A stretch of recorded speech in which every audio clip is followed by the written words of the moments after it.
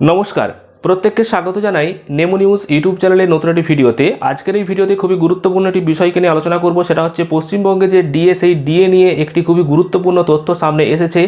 বকেয়া ডিএ মেটানোর জন্য রাজ্য সরকারের কত টাকা খরচ হতে পারে, পাশাপাশি বকেয়া ডিএ কবে নাগাদ আসতে পারে, কি আপডেট রয়েছে সেটাই আজকের এই ভিডিওতে আলোচনা করব। অবশ্যই গুরুত্বপূর্ণ ভিডিওটি শেষ পর্যন্ত দেখবেন। যারা ফেসবুক পেজ থেকে দেখছেন অবশ্যই পেজটিকে ফলো করে রাখুন এই ধরনের আপডেটগুলো পাওয়ার জন্য।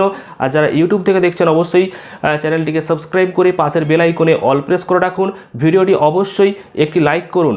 ডিএ সংক্রান্ত গুরুত্বপূর্ণ তথ্য আপনারা এই মুহূর্তে জানতে চলেছেন।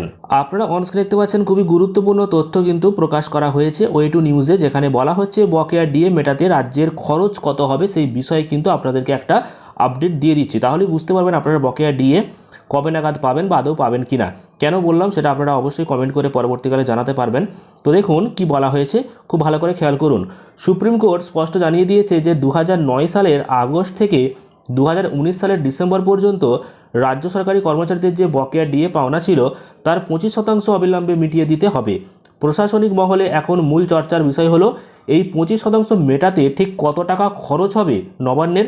তো পরিসংখ্যান অনুযায়ী এই 25% বকেয়া মেটাতে রাজ্য সরকারের খরচ হতে পারে প্রায় 10,500 কোটি টাকা।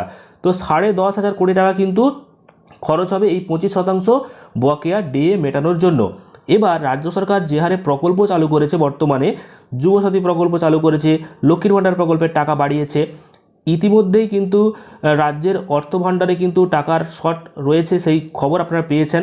তারপর নতুন প্রকল্প, পুরানো প্রকল্পের টাকা বাড়ানো, এমনকি এই বকেয়া ডিএর মাত্র 25% যেটা মেটাতে বলা হচ্ছে সেটা মেটাতেই 10,000 কোটি টাকা কিন্তু খরচ হবে।